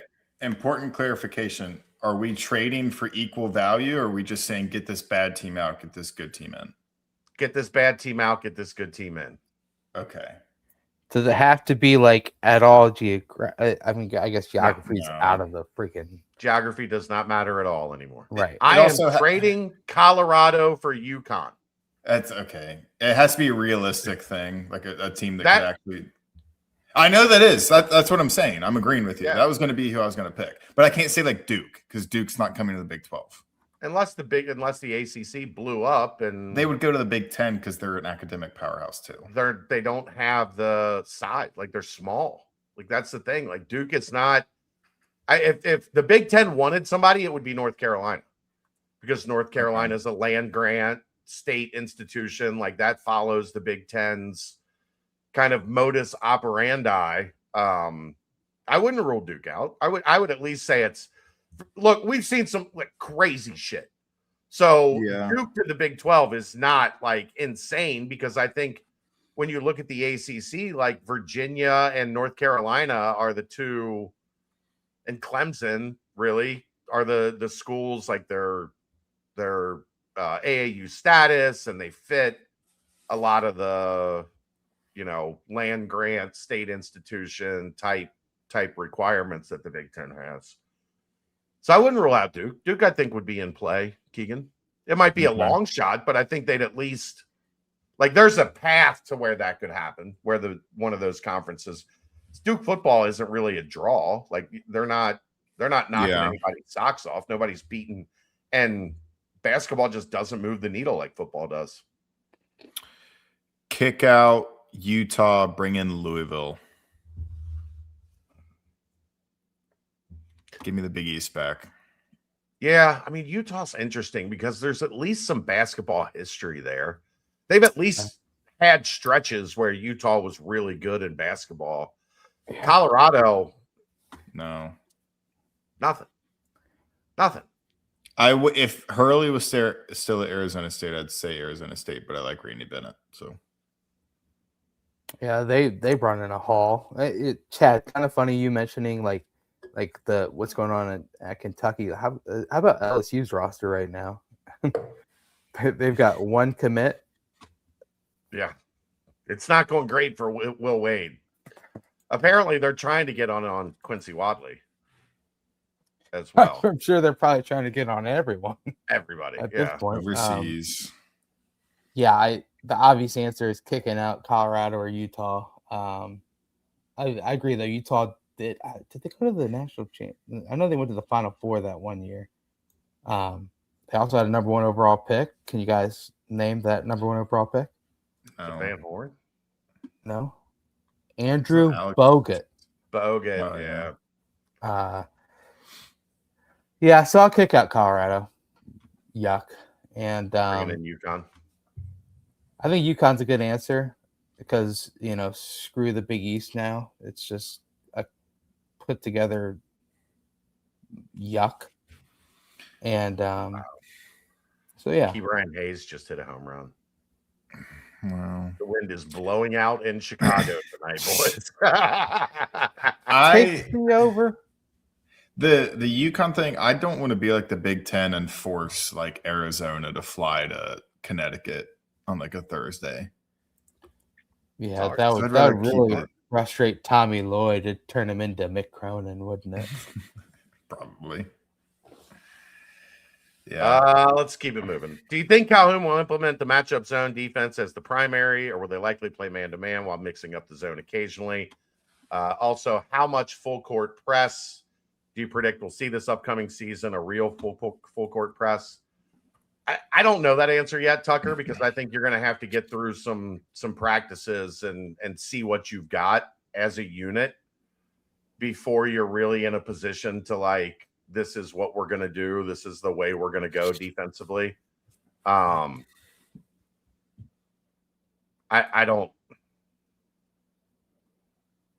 wouldn't think so. I just don't think it's a defense that night after night can hold up in the Big 12. I think if Mick loved that defense for the team that he had in the American, there's a reason he didn't take it to the Pac-12 or he hasn't used it in the Big 10. It is a very complicated defense to run, but there are holes in it. And when you're playing elite players on a night in, night out basis, I think it's susceptible, much more susceptible than man-to-man, but we'll see. If he gets his team in here and decides, you know what, I think we need to use it, then you might see it a lot in year one. The interesting thing, though, also is the guy that implemented it, the guy that ran it, is no longer with him. So is there somebody that learned it well enough while they were in Utah to use it here? But you also saw this past year at Utah State, they didn't use it as much. They still used it, but it wasn't – year one, it was their primary defense. Year two, they mixed it up a lot more. So I'm as interested about that as you, Tucker. As far as the press, no. I hope not, because it's not effective at the high major level. Do I like seeing it mixed in? Do I like seeing it situationally? Yes, in terms of who at the high, like legitimately, who at the high major level presses nonstop? Like really, really presses. I have to really think hard about this. There's not many. No. I just when you're playing elite point guards, elite wings, boy, you better be the most athletic, crazy, freakish team in the country to be able to erase some of the mistakes that are going to come with it. Yeah. I do think you'll see it situationally. I do think you'll see them from time to time turn the pressure up. I just don't think it's sustainable. Much like I don't think the zone is sustainable. There's a reason that most of what you see across Power 4 basketball is man-to-man defense. It's the most reliable, consistent thing you can do to slow the other team down. Here's a question for you, Chad. Would you rather Cincinnati's head coach need a offensive coordinator or defensive coordinator? I mean, I don't care as long as both are good. Like that's like, because it really, Keegan, that depends on your head coach. Like do you want your head coach to be an offensive guy? Because then they'll probably need a defensive coordinator. Do you want your head coach to be a defensive guy? Then they'll need an offensive coordinator. Calhoun's obviously an offensive guy. So if he's going to get somebody in to run one side of the ball, it would be defense. So I guess the question would be, would you rather the coach be really good at offense and really bad at defense, or really good at defense, really bad at offense? I would rather that not be the case at all, because if you're not really good at both, you can't win. But if I had to pick in college basketball today, I would want my coach to have lean a little bit more offense. It's just you've got to be able to score on a consistent basis. You're just not, especially when you're in this league and you're going to play 5 elite teams every year in your conference. You've got to be able to score the basketball. You're not going to grind those teams out, 62-60 night after night. Yeah. Calhoun did mention, I think it was in the Coffee with Cunningham, where he said that he did see some stuff that he liked when they pressed Arizona in the tournament game. So yeah, I think you'll see it some situationally. Yeah, I think you'll be seeing that too. So furthermore, the point. Do you expect there to be one more high mid-major game added to the schedule? No. I mean, they're at 6. The 2 games in Orlando, Xavier, Louisville, Clemson, Dayton. I think 6 is plenty. I think 6 is probably the right number. That gives you 24. Especially year one, man. Like you got to high major games. Yeah. You got to get to conference play with a chance. Right. Like you don't know what this is going to look like in November, early December.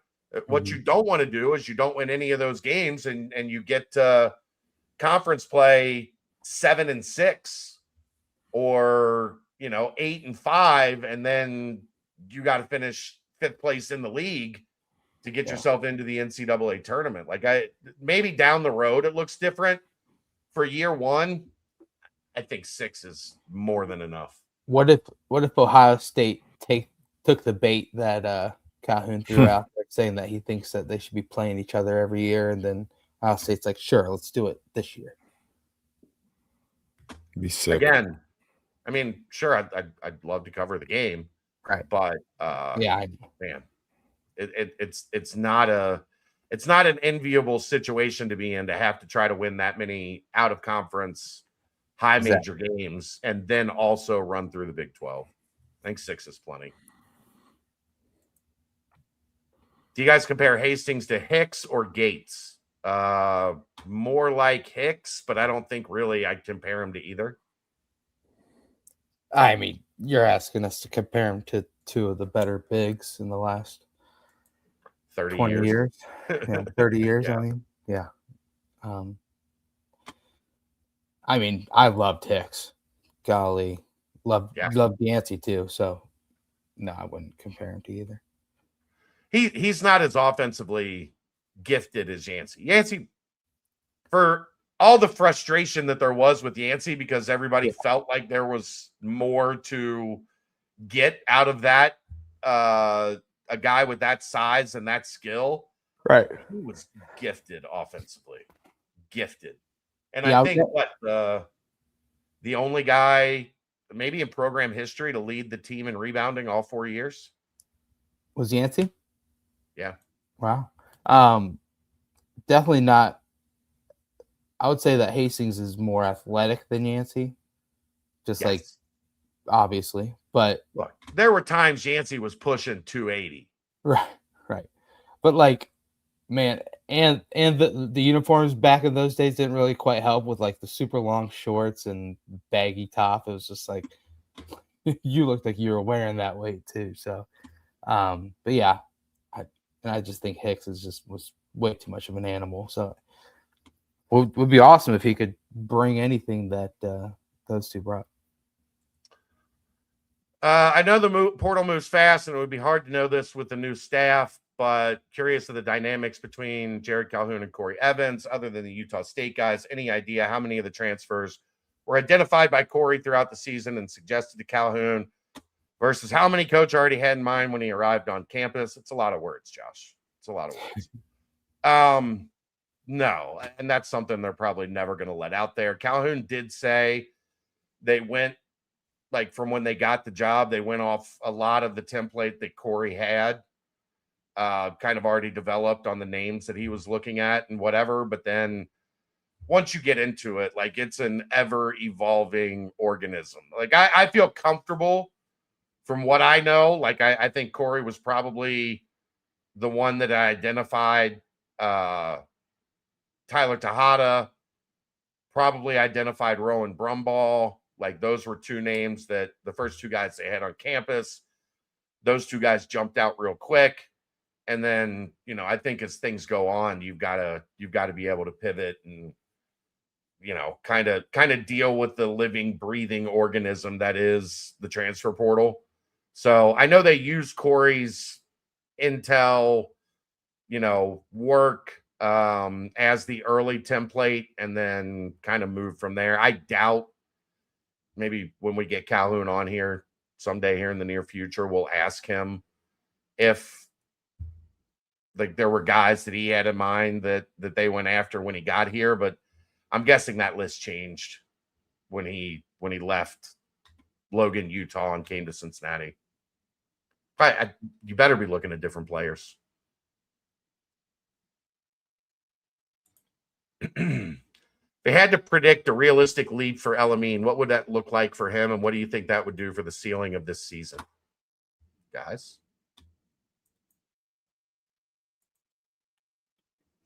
Hello, are you there?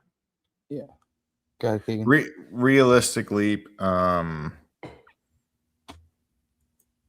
to think. 13, 14 points per game. That's a lot. 6, 7 rebounds per game. Ooh, he did it. There he did it. I actually didn't even do that on purpose. That's extremely sad of me. And I think that would do a lot because I don't think he's supposed to be one of your premier scorers. So if he can be kind of third behind Tejada and Riley and just offer that wiry, athletic, explosive player, he can make a huge difference. So I think I've identified him as one of the guys who could shift the entire season based off how he plays because he could go one of two directions. Brent? I'm pretty high on him. I think that the leap is going to be something, but I think that Calhoun just loves him and sees a lot in him.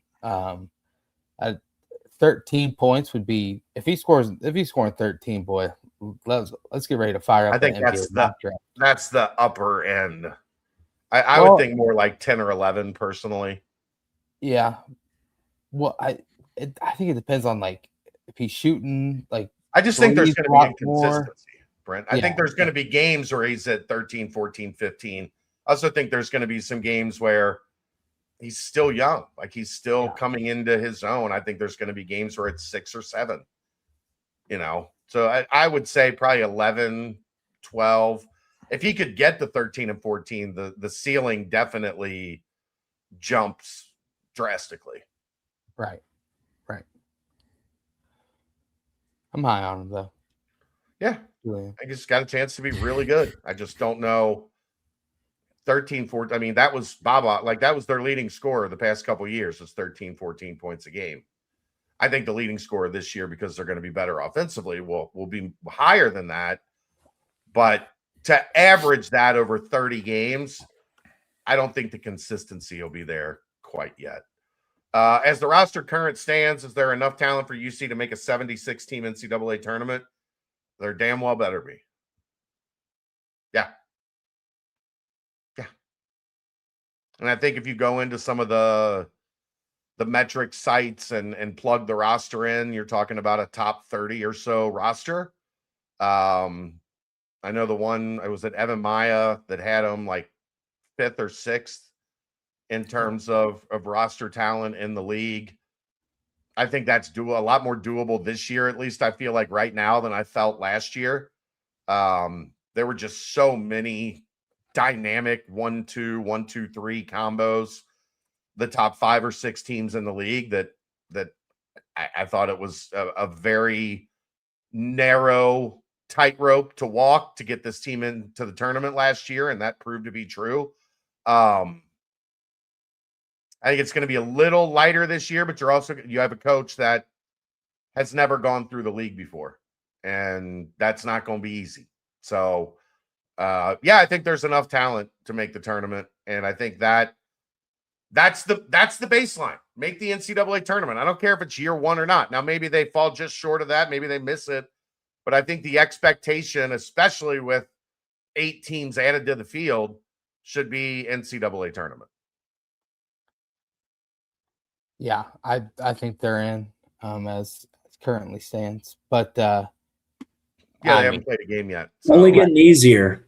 Yeah.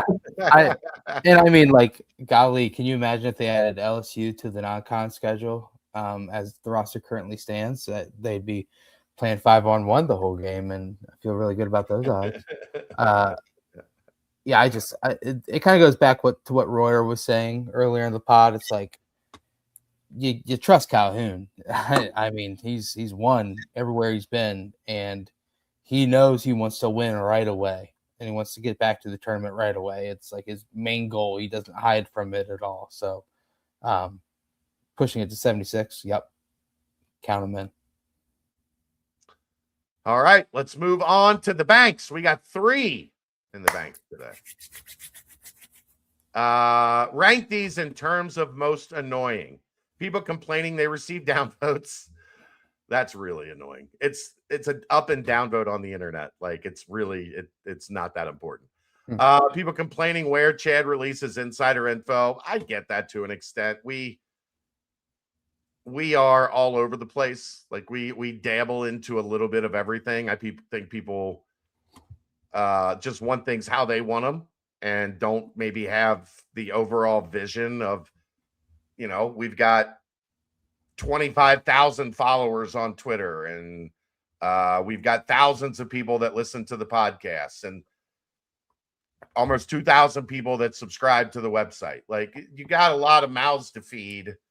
Yeah. There's a strategy. What I can tell those people is there's a strategy behind it. You may not understand it, but we do. Keegan and I talk about this stuff a lot on how we want to disseminate information. But I get that one. People complaining a thread has gone off topic. Sometimes it's bad, guys. Like the Quincy Wadley visit thing where they're talking about OJ Mayo and Bill Walker and Michael Beasley. That one's gone a little too far off topic. But it was gonna happen though, Chad. Did you know that? It was gonna happen. It's bound to happen. Should have. And then people asking how an official visit went. I think that's just a bit at this point. Yeah. I don't think people. I think that's just a bit that, like, how'd the visit go? It was great. It's like every visit in the history of visits. You get to go somewhere. You get to go have an awesome free dinner. You get to go out and like hang out and party with the team for a night. There's very like the percentage on official visits that went differently than it's like 98.3% of the visits go exactly one way. And then there's like the 1.7% that go the other way. Ryan, did you take a visit? I did not. I'm a Bearcat. Let's do it, baby. I'm a Bearcat. From no visit to Mr. Bearcat. What a success story. Funny how things work sometimes, man. That's my goat Keegan, down there, Ryan Royer. Did you take a visit, Keegan? I did. How'd that go? Tell us about your official visit. I drove to Danville, Illinois. I walked in. They didn't fly you in? No, they didn't fly me in. I walked into a high school auxiliary gym in a hallway, and the head coach came out. The assistant coach, then Coach Hicks, was the liaison. Head coach came out and said, "Hey, we like you. We're going to offer you a tuition waiver. Hope you had fun." And then I committed like 2 days later. There we go. Chad, thanks for asking. Yeah, I did go on a visit as well. It was not for me. It was for my buddy who was being recruited by Purdue for basketball. I threw my arm around Coach Matt Painter while we were on the Jumbotron to get his attention to look up on the Jumbotron because we were on it. And then once we were off the Jumbotron, he turned to me, he said, "Hey, my man, you got to just be cool when you're up there on the Jumbotron. You don't want to cause too much attention to yourself." And I was like, "Okay, good point, Coach Matt Painter." And then Quanzo Martin drove me to my brother's fraternity afterwards. I mean, stories got layers like an onion. He ended up committing there. End of the story. Thanks, Brent. Who would win a 2v2 basketball game between me and Brent versus Royer and Aaron playing in front of a sold-out crowd at Fifth Third Arena with all the pressure that comes with it? Oh, baby. Royer and Aaron. Only one of those is a Division I athlete, so it's not fair because Royer is a Division I athlete. So Aaron's not here, so he gets bumped. Keegan is in. Oh, and how can you not have Brent and Royer on the same team? Like the chemistry, clean up. So Brent and Royer against me and Keegan. We would clean. We're doing no look behind the back passes, alley oops. Over under on Chad assists is 0.5. Oh no, that's what I got. Like that. I'm not. I used to be able to get to the rim, but I've slowed down in my day. So you're gonna have to post up Brent and get buckets. Keegan. I mean, I put Royer on Keegan, and then we double team it anytime he touches in the post. But you know what? We shoot you up in the pick and roll, Brent. In the original scenario, though, Chad, I kind of like our odds if we just double team Ryan the whole game and just leave Aaron open. Yeah. Okay. Yeah. I mean, no chance he can finish a layup. So I think we'd like compete. We just have to hit some shots somehow. You just need to take Aaron out one time, good, like on a layup, and then he'd be hearing footsteps and slide him like 8 beers and get him real emotional, and then I think that he'd start crying. It'd be an easy win from there. Easy win. That's what you get for not being here tonight, Aaron. No, the real way it should be played is we're each 6 beers, 6 Cincy Lights. Oh, baby. We take the court, and then loser has to shotgun 2 Cincy Lights on the court. And I'm in. Way off. I'll do it on purpose. Yeah. Punishment? Who do we do it? Well, there might be some public embarrassment. That's the way. Okay.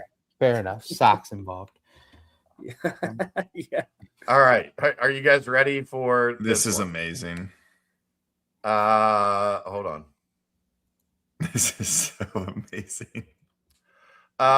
In honor of the Kentucky Derby, if you each owned a race, how did that come from? Ed did it on. We look great, Roy. Oh my god! I think it would definitely make more sense if Ryan was on the horse, right?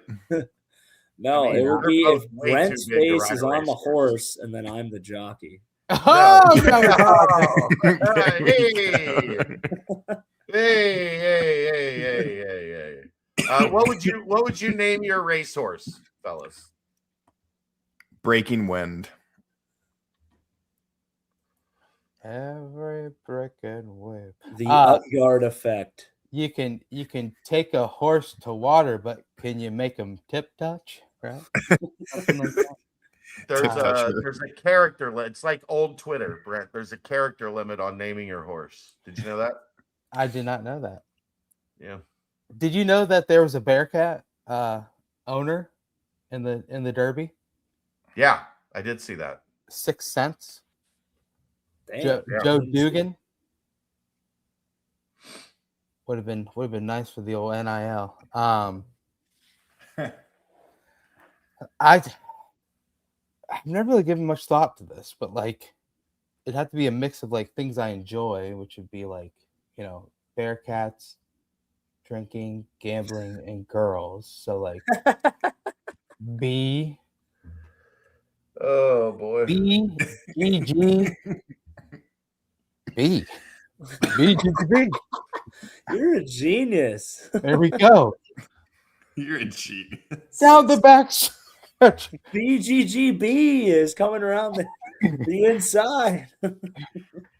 There it goes. BGGB. Home run. You're getting Michael K confused with John Sterling.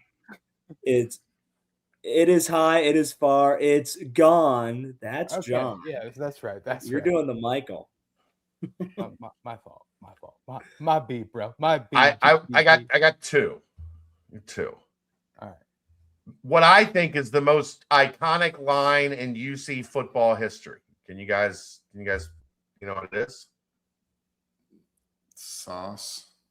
No, the most iconic line, like it's a Dan Horde Yeah. line. Can Oh, you Pike the Bins. Did you see that? Okay. Did you see that? Would be one of them, and then the other one would just be Yancey's right cross. That's great. I like that a lot. Well, Or in honor of the late great Jim Kelly. Yes. Yeah. just like Yes, 7 exclamation yeses. point. Yes, exclamation However, whatever the character limit is, Yes, it's Yeah. just that Okay. many yeses. point. Yes. I love it. Not Daniel Bryan, if you're a wrestling guy. Jim Wow. Kelly. Okay. Rest in peace. Brent. Rest in peace, Jim. They had they dedicated they had a benefit for him this weekend. He's That's a man. awesome. Let's see if I can pull Truly it is up. a man. Well, that's the mailbag. Brent, get us out of here. Thanks, Aaron. Hold on. I'm looking for something. Oh, okay. Brent Get is wrecked. talking to himself right now. In third person. There you as well. Uh-oh. That's Oh, awesome. that's awesome. That is awesome. Hell I yeah. miss you, Kelly Jim. Junior Stage. Friend of the show. Nothing Yeah. better. Love that man. Big time. Rest in peace, Jim. Love him. Yeah. All right. Brent, get us out of here. Well, guys, didn't think we were going to land this plane at 2 hours, but we did. We somehow did. Gosh, never doubt us. We are strong. Never fails. We are mighty. But guys, that was fun. You know what's ahead of us now? More baseball this week. More baseball. More piecing together the basketball program and more fun. More fun as the summer days trickle along. Bearcat Journal will keep you posted on everything. So head over to BCJ, log in, get a subscription, pound that like button. Just do all the above, and we'll keep the information flowing to you. So shouts to Danco Transmission and Out of Care. Shouts to Quick Paper Supply. Shouts to my man, Ryan Rower. And so without further ado, guys, for the guys, for the crew, for the squad, for Chad Brendel, for Keegan Nickoson, and like I said, my man, Ryan Royer, Mr. Aaron Smith. I am Brent Young. Get another fantastic BBP presented by BearcatJournal.com.